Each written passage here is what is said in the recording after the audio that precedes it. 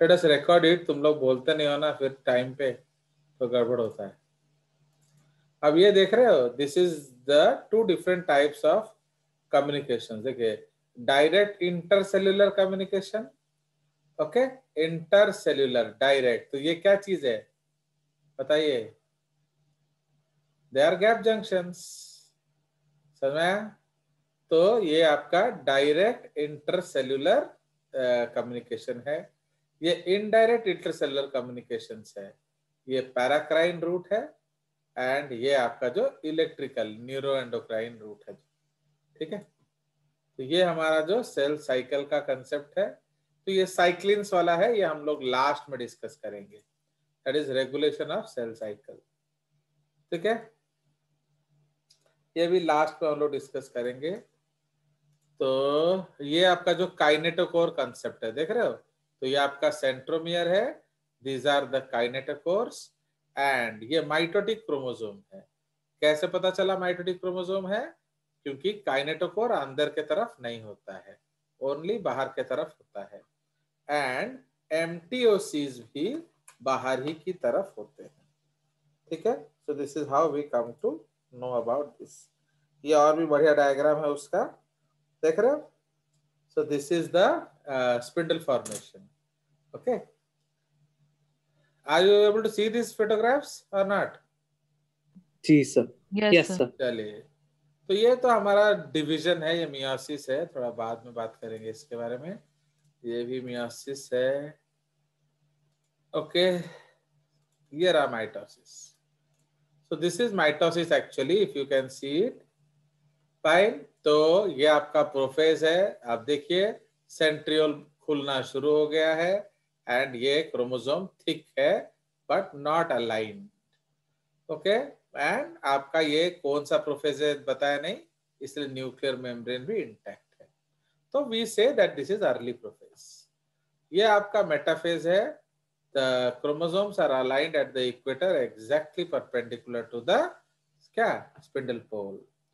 Anaphase, आपका centromere split कर गया, and chromatids are pulled to opposite poles. फिर ये टेलोफेज है। तो टेलोफेज में हम लोग क्या देखेंगे कि आपका न्यूक्लियर मेम्ब्रेन वापस आएगा and back to cell structure चला जाएगा, और क्या, फिर ये साइटोकाइनेसिस है। क्लियर? ये आपका ओरिजिनल फोटोग्राफ्स है। ये जो फोटो देख रहे हो ना, इनको कहते हैं हम लोग मैकफिश। You know what is the full form of a macfish? Macfish. Macfish. So that is called multicolor fluorescent in situ hybridization. Okay. So these are all fluorescence produced. तो ये जो blue fluorescence है, ये आपका न्यूक्लियर मटेरियल है। ये जो green fluorescence है, this is produced by spindle fiber, and ये जो आपका रेड फ्लोरेसेंस है, दिस इज योर साइटोस्केलेटन। ठीक है, तो यहां आप क्लियरली देख सकते हो। Are you able to see this diagram?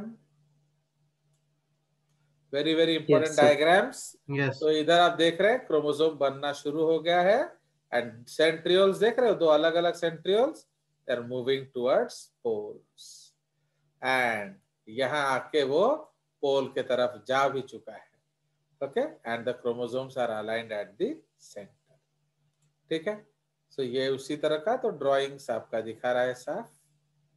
चलिए, तो उसके बाद ये उसका जो मेटाफेज है, एंड इसको अर्ली एनाफेज भी हम लोग बोल सकते हैं, या लेट मेटाफेज भी बोल सकते हैं, कि आपका सेंट्रोमियर जो है वो टूटना शुरू हो चुका है, एंड अब यहां आप देख रहे हो एनाफेज, मतलब पोलवर्ड मूवमेंट हो रहा है।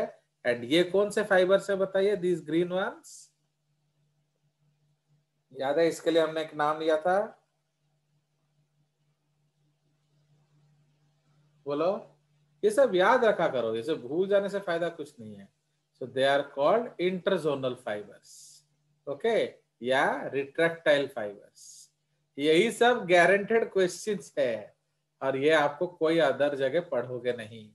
सो ये रिट्रैक्टाइल फाइबर्स है या इंटरजोनल फाइबर्स है। एंड ये आपका जो साइटोकाइनेसिस होगा। क्लियर? तो ये सब अलग अलग डायग्राम्स हैं। ये देखो, very beautiful representation of the dash stage. बोलिए कौन सा stage? Metaphase. Metaphase. Now, what are the green fibers? बोलो। तो देख रहे हो, तो जो मैंने आपको शब्द यूज किए थे, ट्रैक्टाइल क्या तो लिखा हुआ है, this is kinetochoric microtubules. And what are the brown ones? They are polar microtubules. Okay, and ये जो है ये आपके एस्ट्रल रेज हैं। देख रहे हो? तो जो मैंने बोला था वो है कि नहीं? जी सर। फिर आत्मन क्यों बोल रहा था कि सर जो पढ़ाता है वो आता नहीं है? तो देखिए, तो देख रहे हो, तो ये आपका एग्जैक्टली तीनों दे दिया, प्लस ये है आपका सेंट्रोजोम विथ 2 सेंट्रियोल्स।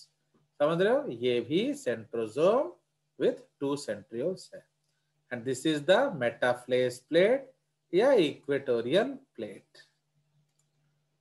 ओके, हाँ बोलो।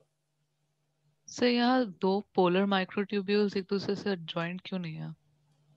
वो ज्वाइंट होता ही हमने नहीं है। पोल टू पोल कनेक्शन, वो ज्वाइंट होता ही नहीं है, उसको जोड़ा था हमने। आप भूल जाते हो हर चीज। उसको जोड़ा गया था मैप्स के द्वारा। समझ रहे हो कि नहीं? तो यस इन्होंने सर। मैप्स नहीं दिया है। समझ रहे हो कि नहीं? तो उन्होंने मैप्स दिया नहीं है, क्योंकि मैप कब जुड़ेगा? जब कुछ करना हो। ये तो आपको मेटाफेज दिखा रहा है ना। तो मेटाफेज वो एक स्टैटिक फेज दिखा रहा है, यहाँ कोई डायनामिक्स है ही नहीं, इसलिए उन्होंने मैप दिखाया नहीं। तो जब आपका मैप लग जाएगा तो ये धीरे धीरे किस तरह का हो जाएगा? बोलो, इसका शेप क्या हो जाएगा? एलिप्टिकल। अभी ये किस तरह का है? सर्कुलर। तो who is making it elliptical? The sliding filament of polar spindles. तो वो इधर नहीं है। हर चीज, हर किसी को मुकम्मिल जहां नहीं मिलता आद्या, किसी को चांद तारे, किसी को जेजेस नहीं मिलता। समझ में आया?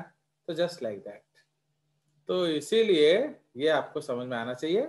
देर are good books, I will show you those books also, don't worry. भाई देखो, आप अगर थोड़ा मेहनत करोगे ना तो जेजेस आपको पूरा दुनिया दिखा देगा। बट जब तुम मेहनत नहीं करते हो, वो मेरे लिए एक डीमोटिवेटिंग फैक्टर होता है। एम आई रॉन्ग आत्मन स्वाइन? No sir. तो इसीलिए आप, I have the best book in cell biology, the best. तो सोचो, तो मैं आपको आराम से दिखा सकता हूं, बट उसके लिए आप में भी तो थोड़ा सीरियसनेस होना चाहिए कि नहीं? चलिए, प्लस हर चीज में हर चीज नहीं दिखता। अंडरस्टूड? तो इसीलिए वो तो मेरे डायग्राम में मैं दिखा दे रहा हूं, क्योंकि मैं उस समय समझा रहा था कि ऐसा होता है, ऐसा होता है, ऐसा होता है। बट ये जो डायग्राम है, ये एक स्टैटिक मेटाफेज डायग्राम है, मतलब यहां कुछ हो ही नहीं रहा, तो इसीलिए उसमें वो मैप्स नहीं दिखाया गया है। ओके, चलिए। सो इसीलिए, यस सर। एंड ये एक उधर से आएगा, एक इधर से आएगा। काइनेटोकोरिक भी उनको वैसे ही बनाना चाहिए था। काइनेटोकोरिक भी एक उधर से आता है, एक इधर से आता है। ओके, वो दोनों इकट्ठे से नहीं आते। I will show you, don't worry, one day I will show you that also. चलिए, ओके, ये स्टेजेस है। ये देखो, ये हम लोग पढ़ेंगे। This is your part. बताइए, anybody you can tell me this structure. आप लोग सबका हो चुका है ये सब सिलेबस? स्कूल में होके आपने हाफ ईयरली एग्जाम दे दिया, कालू वालू में इसके टेस्ट हो गया। तो what is this structure? Atman, do you know this structure? Can you guess this structure? No sir. So this is the synaptonemal complex. देख रहे हो?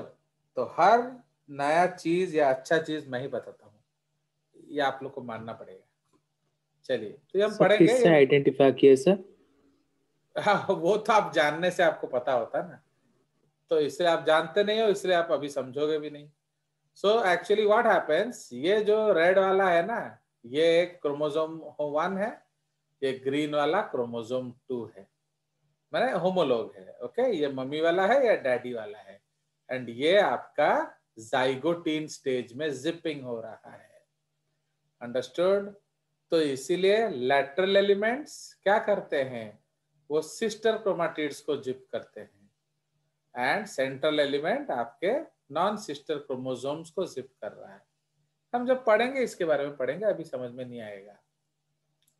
अभी आ गया टोटिपोटेंट, प्लूरिपोटेंट, मल्टीपोटेंट, तो हम ऑलरेडी बात कर चुके हैं इसके बारे में। सो this is the 50 years after determining the structure of DNA. ये डबल हेलिक्स का 50th एनिवर्सरी गोल्ड कॉइन है। ओके, सो जो कि आपका बनाया गया था। चलिए, तो ये कुछ फोटोग्राफ्स थे। तो अब चलते हैं हम लोग अपना क्या, टेलोफेज के तरफ। तो टेलोफेज एक्चुअली क्या है हमारा, तो telophase is reverse of what, reverse of your prophase. तो जब भी हम टेलोफेज के बारे में लिखेंगे, हम उसको रिवर्स ऑफ प्रोफेज लिखेंगे। क्यों? ये बिल्कुल उल्टा स्टेप्स होता है। चलिए, so now let's go ahead. So in case of telophase, आप सबका एयरटेल गड़बड़ कर रहा है तो ना, किसी का एयरटेल अच्छा भी चल रहा है? All people having Airtel sir network. मेरा ठीक चल रहा है। तुम्हारा ठीक ठाक चल रहा है, चलो गुड। सर अच्छा चल। हाँ, नहीं बिकॉज मेरा तो बड़ा बुरा हाल है एयरटेल का, एंड इस तरह से। चलिए चलिए, अब जो आज दीदारे यार हो गया, इसलिए मैं बहुत ज्यादा खुश हूँ। दीदारे समीक्षा हो गया है कि नहीं, तो उसका वचन सुन लिया। अब तो शायद किसी जमाने का पुण्य क्या था हमने। चलो, तो अब हम लोग लिखते हैं अबाउट टेलोफेज। तो एनसीईआरटी का पहले देख लिया जाए टेलोफेज, फिर हम लोग आगे चलेंगे। एनसीईआरटी एनाफेज हम लोगों ने देख लिया था कि नहीं? हाँ यस सर, देख लिया था। यस चलिए, सर। तो पहले हम लोग एनसीईआरटी का बल्ले बल्ले कर देते हैं, फिर आगे चलेंगे। Yes, sir. सो ये टेलोफेज है। तो at the beginning of the final stage of karyokinesis, okay, chromosomes that have reached their poles decondense and lose their individuality. ये वापस फिर खुल जाते हैं। Okay, the individual chromosomes can no longer be seen, and each set of chromatin material tends to collect at each poles.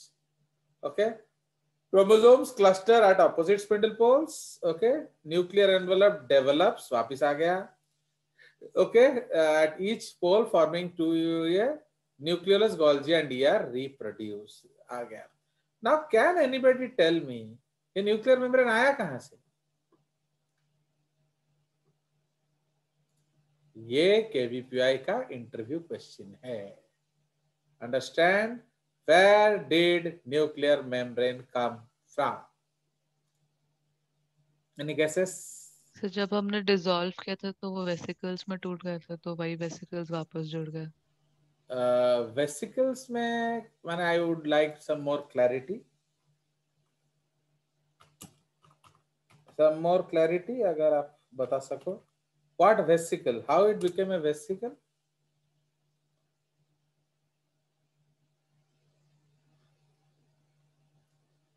You may not be wrong. You don't need to. Actually क्या है ना, आप लोग जो डर जाते हो ना, मैंने सुनो, why are you on earth you are afraid of me? I don't know. My job is to kick your ass. मेरा काम ही तुमको इतना झकझोर देना है कि तुम्हें और कोई ना झकझोर सके, समझ रहे हो? तो you should keep telling your answer ना। जब आप कुछ बोलते हो उसको जस्टिफाई करने का कोशिश करो।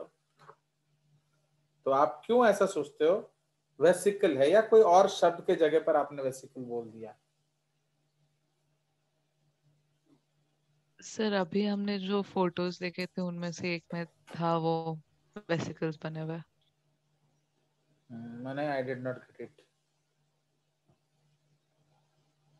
वेसिकल्स न्यूक्लियर मेम्ब्रेन बना हुआ था। वो टूट गए थे वैसे उनमें।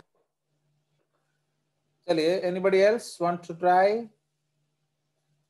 तो देख रहे हो कि नहीं, जब आप लोग सेल्फ डिवीजन कहीं भी पढ़ रहे थे, you could have asked this question to the teacher, and one time you don't ask this question, तो यू लूज द चार्म, है कि नहीं? So that is what you have to understand कि जब आप उनको क्रॉस क्वेश्चन नहीं करते हैं तो ये बहुत गड़बड़ हो जाता है, समझ रहे हो? ये आपको पूछना चाहिए था, सर आया कहाँ से? Fine. So this is the final stage of karyokinesis as we found out from the NCERT book. चलिए, तो अब इसमें होगा क्या? तो again as we can say, it can be referred to as reverse of prophase, है कि नहीं? इसको हम प्रोफेज का रिवर्स बोल सकते हैं. समीक्षा ने बोला मेरा कटता नहीं, अभी कट गया. एयरटेल वाले अपना ही बेइज्जती कराने के पीछे पड़ गए. चलिए, so it can be referred to as reverse of prophase. ठीक है. नाउ और हम इसको क्या बोल सकते हैं? नाउ इसमें आपका जो इन केस ऑफ योर क्या जो टेलोफेज, अभी हम लोग को बिल्कुल वो स्टेप्स लिखने हैं जिस स्टेप्स को हम उधर लिखकर आए थे, तो उसको बस उलट देंगे हम लोग. तो क्या हुआ था? Number 1, daughter chromosomes undergo decondensation and uncoiling at each pole, so they lose their individuality. Okay, now they also become क्या? Invisible, comma, long and thin. तो जो हम लोग वहां थे, अब ये उसका उलट गया. The chromatin gets surrounded by discontinuous segments of nuclear membrane, okay, from elements of ER. Okay, तो कहां से न्यूक्लियर मेम्ब्रेन आया? From elements of endoplasmic reticulum. उसको हम लोग क्या बोलते हैं? माइक्रोसोम्स. ये हम सब पढ़े हुए हैं, आप भूल गए हो. अगर आप ईआर वाला नोट देखोगे तो ये रिकलेक्ट होगा. ठीक है. तो ईआर जब टूटता है तो ईआर वेसिकल को हम बोलते हैं माइक्रोसोम्स. तो you could have justified your answer, but you prefer to remain silent because किसी टीचर ने आपको बोल दिया कि आप साइलेंट में ब्यूटीफुल लगते हो, है कि नहीं? चलिए, तो इसीलिए which becomes fully developed at the end of telophase. तो इसलिए जैसे टेलोफेज खत्म होगा, न्यूक्लियर मेम्ब्रेन रीअपियर्स. ओके, तो इसीलिए इसको हम इस तरह से लिख सकते हैं. New nucleoli, ER and Golgi complex reform.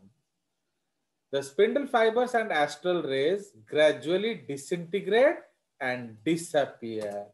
ये in animal cells है. Full stop. Okay. सर वो माइक्रोसोम होमोजेनाइजेशन में किया था. हाँ करेक्ट. इन एनिमल सेल्स में ये होगा. इन प्लांट सेल्स क्या होगा? Spindle fibres are persistent and help in क्या? Cytokinesis. Understood?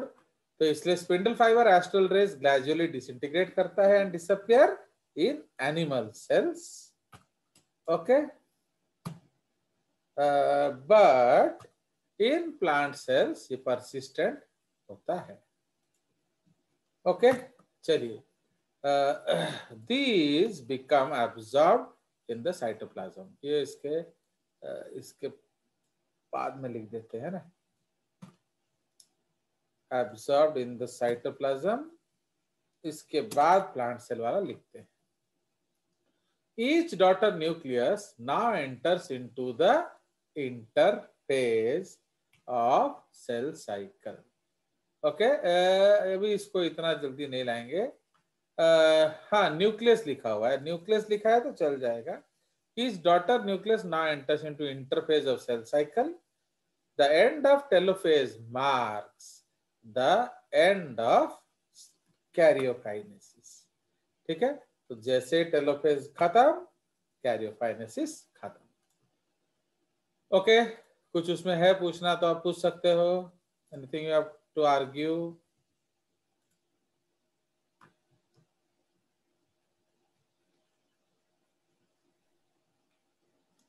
बताइए. तो हम लोग कुछ पॉइंट्स और एक सोर्स से भी ले लेंगे एंड उसको हम लोग मिक्स कर देंगे. ओके, इसमें मैं ऐड करता हूँ, फिर इसको चेंज करेंगे. It is the last and final stage of karyokinesis and cell reorganization phase. Okay, तो ये in which a nuclear membrane reappears in late telophase, or from ER or remnants of old broken nuclear membrane. B. ये हम लोग इसको फिर mix करेंगे. Nucleolus reappear from NOR in one or more pairs of chromosomes by nucleologenesis. Spindle fibre start disappearing, तो ये हम लोग हटा सकते हैं. ओके, क्रोमोसोम्स रीऑर्गेनाइज, इसको लिख सकते हैं chromosomes reorganise. Okay, elongate, decondense, uncoiled and finally converted into chromatin network. वो वापस पतला हो जाता है क्या? Now cell resumes the metabolic activity interphase में, RNA synthesis restarts. ठीक है जी, तो इसलिए ये सब पॉइंट्स हम कहीं ना कहीं घुसाएंगे. तो डॉक्टर हाँ, इस पॉइंट को हम इधर ले आते हैं, जो ओके, तो we can put it here. ठीक है जी. नाउ उसके बाद ये वाला पॉइंट जो है हम यहाँ लाएंगे. डॉक्टर ओके, तो इस हम लोग इधर ले आते हैं ये point. So NM reappears in late telophase from here, full stop. The chromatid gets surrounded by discontinuous segment. ये हम इस तरह से लिख सकते हैं. Now new nucleoli, तो न्यूक्लियोलाई वाला पॉइंट हम इसको लाकर ब्रैकेट में डाल सकते हैं, है कि नहीं, इधर. फाइन, तो न्यू न्यूक्लियोलाई अपीयर. ओके, तो कैसे अपीयर क्या वहां लिख दिया. तापरे क्रोमोसोम्स वाला पॉइंट तो हम ऑलरेडी लिख चुके हैं, तो इस चीज को हम इधर घुसा देंगे. फाइन, नाउ ये वाला पॉइंट इधर ले आएंगे इंटरफेज वाले में. ओके,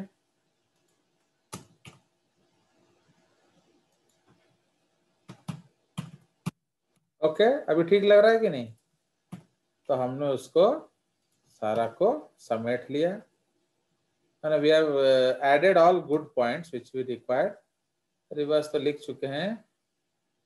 यस, इस वाले पॉइंट को लिख देंगे. इट टेक्स, है कि नहीं, it takes little over 1% of total time and thus it is next to prophase in time duration. Now in onion root tip it takes 3 to 4 minutes. It results in the formation of 2 daughter nuclei, okay, which are identical in number of chromosomes and amount of DNA. कोई शक इसमें? No, sir. Is it ना final, है कि नहीं. हम लोगों ने एक्चुअली, मैंने सोचा कि सारे अच्छे पॉइंट्स लिख लिए जाएं ताकि आपको ये, मैंने सी ultimately what I believe that you should have no need, you should have no more need of help.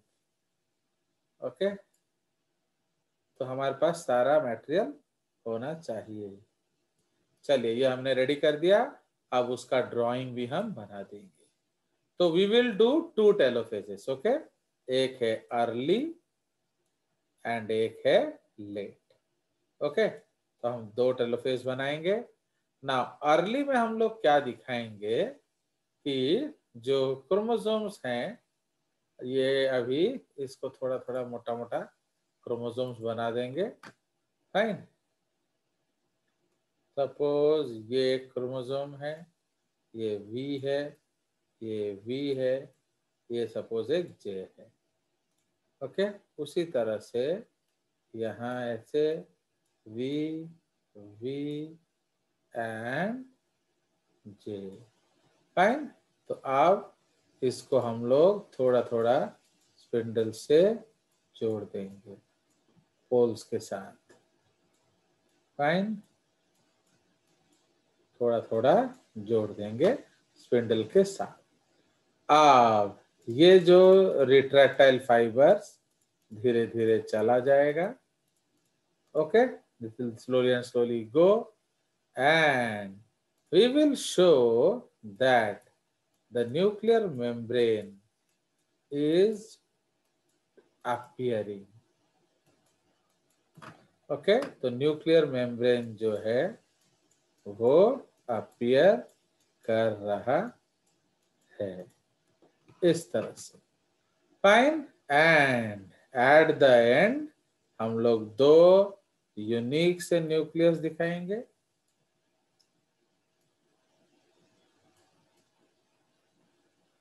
Exactly same size dimension का होना चाहिए.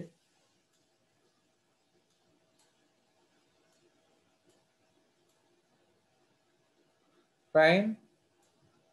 प्लस इसमें कहीं कहीं हम लोग वाइट दिखा देंगे जस्ट टू शो दैट उसमें पोर्स हैं.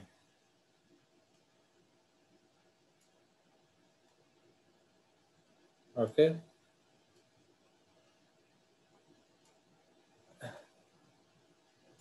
we appreciate the drawing abilities of this. चलिए तो अब यहाँ हम लोग 2 ये सेंट्रियोल एक छोटा सा डॉट दिखा देंगे. ज्यादा फैलाएंगे नहीं रहा था. ये छोटा सा सेंट्रियोल है. अब अंदर कौन आ गया है? Nucleolus. Fine. So this is the nucleolus आ गया है. न्यूक्लियर मेम्ब्रेन आ गया है. ओके ये सब चीज धीरे धीरे आने लगे हैं. इसमें हम एक गड़बड़ कर रहे हैं. इसको इस सेल को थोड़ा हम एलिप्टिकल बनाएंगे और उसमें एक गड़बड़ क्या होगा ये सारा कुछ हिल जाएगा. रैंडम हम बाद में चला लेंगे. हो गया. अब इसके अंदर आप जो डीएनए है उसको हल्का सा एज थिन एज पॉसिबल एक मेश वर्क में रिप्रेजेंट कर सकते हो. Fine. So what is this? This is the chromosome या क्रोमाटिन मटेरियल. कोई शक? Is this understood? ओके तो ये हमारा जो कंसेप्ट है तो इसको हम लोग लिख लेंगे अर्ली टेलो फेज. ओके ये हमारा अर्ली टेलोफेज स्टेज है एंड इसको हम लोग लिख देंगे लेट टेलोफेज. क्लियर. सो ये हमारा टेलोफेज हो गया finish. Just to show that ये साइटोप्लाज्म है इसको हम हल्का सा एक इस तरह से टिंज दे देते हैं. तो न्यूक्लियस है और क्या है इस तरह से दे देंगे थोड़ा कलर. चलिए सो ये हो गया हमारा. सो अब हम लोग चले जाएंगे आगे and we will go into the next stage. तो now we will go for क्या? B. Stage number B that is cytokinesis. Okay, or division of cytoplasm and its components. ठीक है, तो साइटोप्लाज्म एंड उसके कंपोनेंट्स का division को हम लोग क्या बोलेंगे? हम लोग साइटोकाइनेसिस बोलेंगे. Okay, and this was referred to as D phase by Weitmann.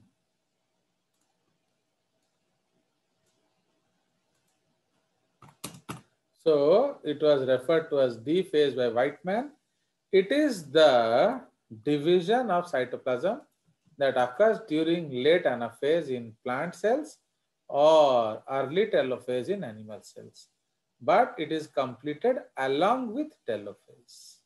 ठीक है जी, तो ये telophase के साथ साथ होगा. It occurs in two different ways in plants and animal cells. ठीक है, plant cells and animal cells में ये दो अलग अलग तरीके से होगा. ठीक है जी, तो प्लांट सेल में किस तरह से होगा? That is called cell plate method. And animal cells में किस तरह से होगा? दैट इज कॉल्ड क्या? बोलिए, कौन सा method? Cleavage furrow formation. Furrow नहीं, फरो. Okay, furrow. आप लोग क्या है ना, उसको एसोसिएट नहीं करते हो, आप डर जाते हो, तो इसलिए दैट इज फरो. फरो मतलब क्या है? छोटा सा नाली. ओके, तो ये फरो फॉर्मेशन है, तो that is called cleavage furrow.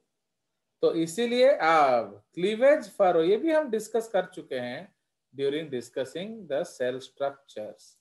तो क्लीवेज फरो जो है उसमें कौन सा साइटोस्केलेटन हेल्प करता है? That is called microfilament. But cell plate में कौन सा मदद करता है? That is called microtubules. समझ रहे हो? तो इसीलिए माइक्रोट्यूब्यूल्स जो है उन्होंने वो इसमें मदद करते हैं. And the other thing is the case. Now this term was coined bye Whitman. Okay, Charles Ottis Whitman, वो हम ऑलरेडी लिख चुके हैं, तो इसको विटमैन है, उसको हम ब्रैकेट में करके ऐसे लिख सकते हैं. Okay, so it was coined by Charles Otis Whitman in 1887. ठीक है, so Whitman ने ये टर्म को कॉइन किया था. that is called cytokinesis. and cytos का मतलब क्या है? hollow cell. and kinesis का मतलब होता है मूवमेंट. ठीक है, तो इसलिए अब हम लोग क्या करेंगे? अब हम लोग एक टेबल रूप में बना देंगे. ठीक है, तो we will make a table and उसमें उस चीज को लिखेंगे, तो आपको कंपैरिजन भी मजा आएगा एंड याद रखना भी आसान होगा. पर गड़बड़ क्या हो रहा है? टाइम कट रहा है, तो मुझे और 1.5 मिनट बाद बता देना, हम ये पेज सेव कर लेंगे. ओके, सो इधर हम डिस्कस करेंगे क्या? सो इधर हम डिस्कस करेंगे animal cytokinesis. Okay, by cleavage furrow method. Okay, animal cytokinesis by cleavage furrow method, तो वो हम यहाँ डिस्कस करेंगे. एंड इस तरफ डिस्कस करेंगे क्या? Plant cytokinesis by cell plate method. Okay, so इसको हम लोग डिस्कस करेंगे सेल प्लेट मेथड से.